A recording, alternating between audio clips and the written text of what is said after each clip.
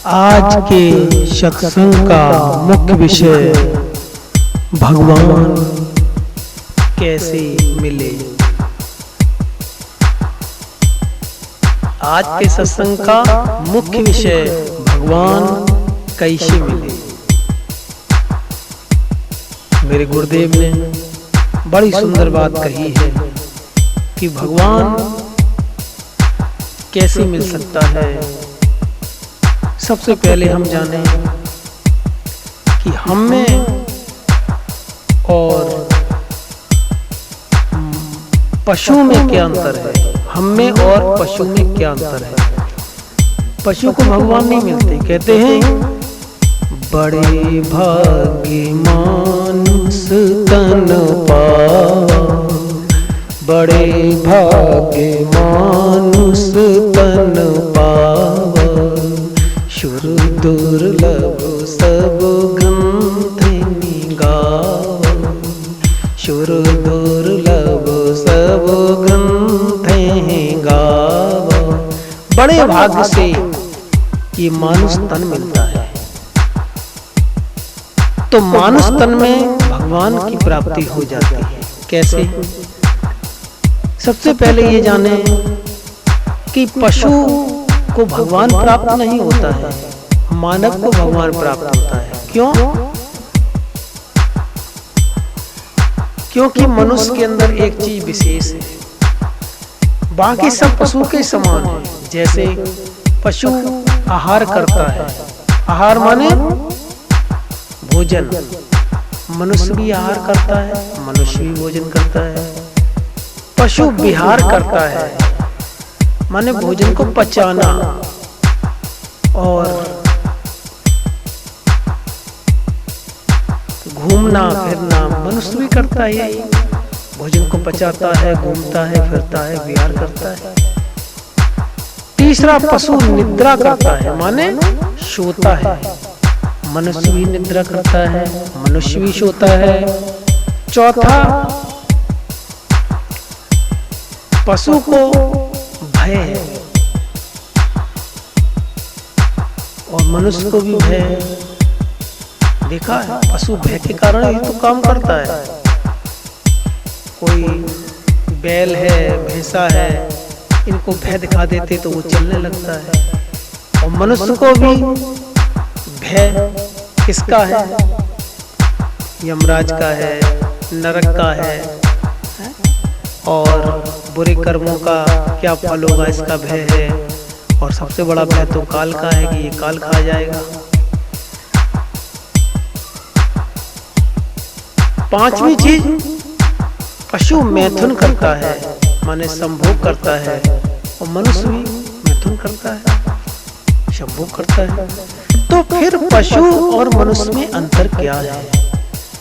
पशु और मनुष्य में केवल एक अंतर है कि पशु योग नहीं कर पाता है, मनुष्य मानव योग कर सकता है। योग माने ध्यान को किसी सद्गुरु महाराज की युक्ति से प्राप्त करके उस पर लग जाना और परमात्मा की प्राप्ति के लिए प्रयास करना। ये मनुष्य कर सकता है पर पशु नहीं कर पाता है। बस इतना ही अंतर है। फिर हम मनुष्य होने के बाद भी करते क्या है? मंदिरों में, अरे भाई मेरे गुरुदेव कहते हैं कि अगर मंदिरों से परमात्मा मिलता तो सबसे पहले पुजारियों को मिलता, क्योंकि पुजारी हर समय मंदिर में ही रहते हैं। पुजारी हर समय मंदिर में रहते हैं, तो सबसे पहले भगवान किन्हें मिलता? पुजारियों को मिलता। और अगर ग्रंथों से मिलता तो सबसे पहले भगवान प्रेस वालों को मिलता।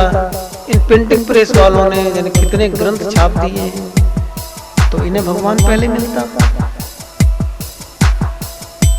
अगर त्याग से मिलता तो पशु इतने बड़े त्यागी होते हैं कि अपनी संतान का त्याग करके दूसरे के साथ चले जाते हैं। जिंदगी भर कपड़े ही नहीं पहनते पशु, इतने बड़े त्यागी, तो पशुओं को पहले मिलता। अगर भीख से मिलता तो भिखारियों को सबसे पहले मिलता, वो जिंदगी और भीख ही मांगते रहते हैं। और अगर गुफाओं से मिलता तो सृष्टि की रहने वाली पृथ्वी सृष्टि जैसे चूहा है, सर्प है, इन्हें सबसे पहले भगवान मिलता। तो कहने का तात्पर्य है, अगर मंदिर से मिलता तो पुजारी को, अगर ग्रंथों से मिलता तो प्रेष वालों को, अगर त्याग से मिलता तो पशुओं को, अगर भीख से मिलता तो भिखारियों को, और अगर गुफाओं से मिलता तो सर्प और चूहों को परमात्मा मिलता। पर प्यारे, परमात्मा इनसे नहीं मिलता है। परमात्मा किससे मिलता है? प्रेम से प्रकट होत भगवान, प्रेम से प्रकट होत भगवान, प्रेम से प्रकट होत हम जाना, प्रेम से प्रकट होत भगवान। प्यारे, भगवान को प्राप्ति करने के लिए हमें प्रेम करना पड़ता है। और कैसा प्रेम करना पड़ता है? जैसे टेम्परेचर होता है, लोहे पर जब पानी का टेम्परेचर रखा जाता है तो वही लोहा दूसरे लोहे को काट देता है। इसी प्रकार से बिना टेम्परेचर के वह तलवार बेकार है, और बिना टेम्परेचर के यह वाणी बेकार है। किसकी? तुम्हारी बुद्धि में से जो वाणी निकल रही है, इस पे विवेक का टेम्परेचर, निरक्षर परमपिता परमात्मा का टेम्परेचर, जब तक योग का टेम्परेचर नहीं रखा जाएगा तब तक यह वाणी बेकार होती है। प्यारे,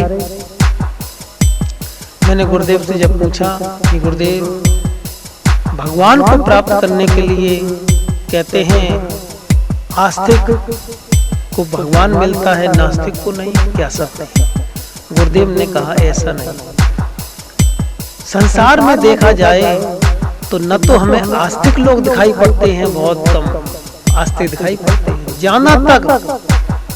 मैंने कहा गुरुदेव, आस्तिक बहुत कम दिखाई पड़ते हैं। गुरुदेव ने कहा हाँ। मैंने कहा गुरुदेव, आस्तिकों की तो लाइन लगी है, आप कह रहे कम दिखाई पड़ते हैं। बोले नहीं, आस्तिक बहुत कम है और नास्तिक भी बहुत कम है। परमात्मा तो या तो पूर्ण आस्तिक हो उसे मिलता है, और या पूर्ण नास्तिक हो उसे मिलता है। मैंने कहा गुरुदेव, फिर ये क्या है? बोले ये बीच के लोग जानना है, ये न तो आस्तिक को मानते जाना और न नास्तिक को मानते, बीच में अटके पड़े हैं। थोड़ा आस्तिक को मान लिया, थोड़ा नास्तिक को मान लिया, लेकिन नहीं। पूर्ण आस्तिक किसे कहते हैं? तो मेरे गुरुदेव ने हमने गुरुदेव के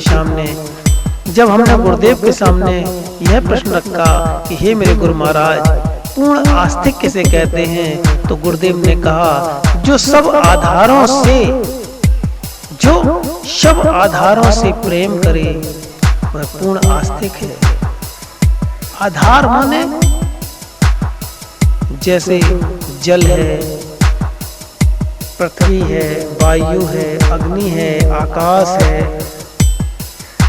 एवं हमारे समस्त जीवात्माएं हैं। सबसे जो प्रेम करे, हर जगह प्रेम करे, वह पूर्ण आस्तिक कहा जाता है।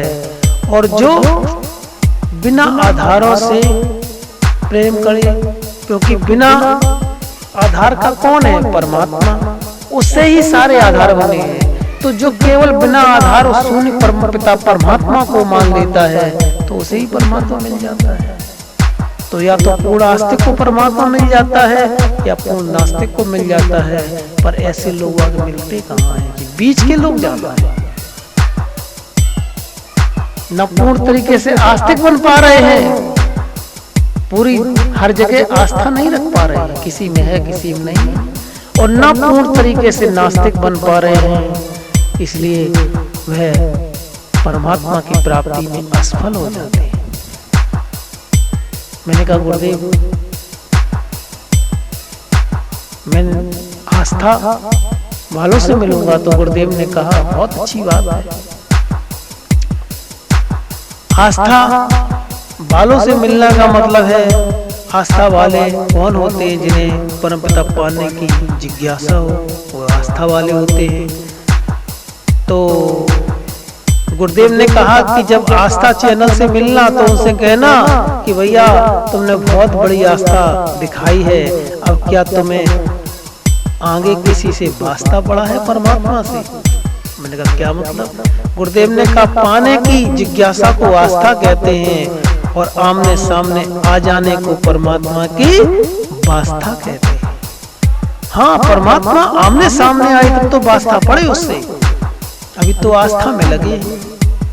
और गुरुदेव ने कहा इसके आगे तीसरा क्लास भी है जिसका नाम है फास्ता। फास्ता माने पर्दा फास हो जाए कि परमात्मा क्या है और तुम क्या हो। जब इसका पर्दा फास हो जाएगा तब पूर्ण परमपिता परमात्मा की प्राप्ति हो जाती है। प्रेम से बोलो गुरुदेव भगवान की। यानी शब्द से आकाश, आकाश से सूर्य चांद तारे, सूर्य चांद तारे से चार तत्व से जगत की रचना हुई है। इस प्रकार गुरुदेव ने कहा है इन सब के पीछे जो क्रिया है वो परमपिता परमात्मा की है। इसलिए परमात्मा को पाने के लिए हमें आस्था करें, आस्था करके गुरुदेव के पास जाएं और गुरुदेव उन आस्था पर टिकने का स्थान बताएं। इसे टीका कहते हैं, तिलक होता है जिसे कहते हैं।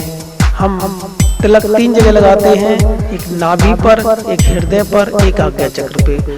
तो नाभि पर, हृदय पर, आज्ञा चक्र पे तिलक क्यों लगाते हैं? कि हमें यहाँ टिकना चाहिए। सबसे पहले परमात्मा को पाने के लिए हमें इन टीका की जगह पर टिकना चाहिए।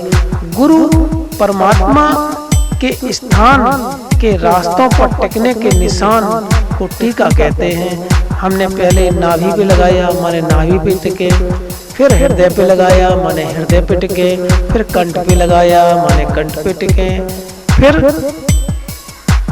आज्ञा चक्र पे लगाया जहाँ पे हम टीका लगाते हैं, वहां पे टिके। तो इस तरीके से जब टिकना हम सीख लेंगे तो हम सदगुरु महाराज की उन इशारों को समझ जाएंगे। जैसे गुरुदेव ने एक बहुत सुंदर बात कही है कि ही माने प्राण पे लगना और है, ही और है में क्या अंतर है? है में प्यारे 2 बिंदी आ जाती हैं, अर्थात बिंदी का अर्थ है अपार, अपार अपने से बाहर है। स्वर लग जाने पर व्यक्ति बदल जाता है।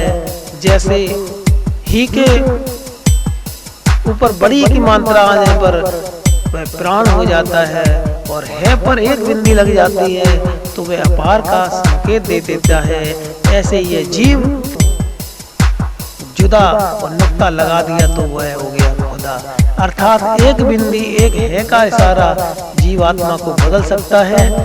हम देखते हैं कि मंदिरों में 7 कलश दिखाए जाते हैं, सबसे ऊपर उसके ऊपर त्रिशूल दिखाया जाता है। 7 कलश का क्या अर्थ है? शरीर में 7 शून्य हैं। त्रिशूल का क्या अर्थ है? कि ऊपर त्रिशूल में 3 शूल माने 3 प्रकार की नौकें निकली हैं, एक सत है, एक रज है, एक तम है। जब हम इनको सिद्ध कर लेंगे तो हमारा ये सुंदर मंदिर सिद्ध हो जाता है। तब हम इस ज्ञान को पूर्ण तरीके से समझ पाते हैं। गुरुदेव ने बताया कि परमपिता परमात्मा को पाने के लिए 3 प्रकार का ज्ञान बताया गया है। एक चांद ज्ञान है, एक सूर्य ज्ञान है, एक परमहंस ज्ञान है। चांद ज्ञान कौन सा होता है? इसे काग ज्ञान भी कहते हैं। यह काग ज्ञान क्यों है? चांद ज्ञान अपूर्ण होता है, अपूर्ण निकलता है और अपूर्ण ही अस्त होता है, अर्थात काल के अंदर रहता है। जैसे मस्जिद का ज्ञान है, मस्जिद में सबसे ऊपर चांद दिखाया जाता है, माने मस्जिद का ज्ञान हमें अपूर्णता की तरफ ले जाता है, पूर्ण तरीके से नहीं पहुंचा पाता है परमपिता परमात्मा के धाम तक। सूर्य ज्ञान इसे कहते हैं पूर्ण, यह सूर्य पूर्ण निकलता है और पूर्ण ही अस्त होता है। जब जीवात्मा सतगुरु महाराज से हंस दीक्षा ले लेता है। हंस कहते हैं जीवन और मृत्यु को। जब जीवात्मा की जीवन और मृत्यु का रहस्य पता लग जाता है, यानी वह काक ज्ञान से आगे बढ़ जाता है, तो उसे हंस ज्ञान की प्राप्ति होती है। तब वह जीवन और मृत्यु को समझ पाता है। और एक तीसरे प्रकार का जो ज्ञान है, जो सबसे विशेष ज्ञान है, जिसको कहते हैं, जिस ज्ञान को कहते हैं परम ज्ञान। परम ज्ञान क्या है? जो पहले था और बाद भी है। वो क्या था जो पहले था बाद भी है? जिसका नाम है निरक्षर परमात्मा। निरक्षर की एक ऐसी ध्वनि है, ऐसा शब्द है जो हमारे जन्म से पहले भी हमारे साथ था और मृत्यु के बाद भी हमारे साथ ही रहेगा। ऐसा निरक्षर परमात्मा परम ज्ञान, इसे परमहंस ज्ञान कहते हैं, अर्थात इसी ज्ञान को अमर ज्ञान कहते हैं। प्रेम से बोलो सद्गुरुदेव भगवान की। तो कहते हैं बहुत से लोग योग करते हैं, एक हठ योग होता है। हठ माने हठ, नाभि से हठ और दशम द्वार पर पहुंच, यही असली हठ योग है, ना कि किसी जलमग्न समाधि में बैठ जाना हठ के कारण, जिंदा समाधि लगा लेना हठ के कारण। ये हठ ज्ञान नहीं है। हठ माने हठ, नाभि से हट और दशम द्वार पर पहुंच जा और दशम द्वार से हटकर सीधे परमहंस गति पर चला जाए, यही तो असली हठ ज्ञान है। इस प्रकार से जब हम इन ज्ञानों को समझते हुए परमपिता परमात्मा को पाने का प्रयास करते हैं, तो भगवान परमात्मा अति सहज तरीके से प्राप्त हो जाता है।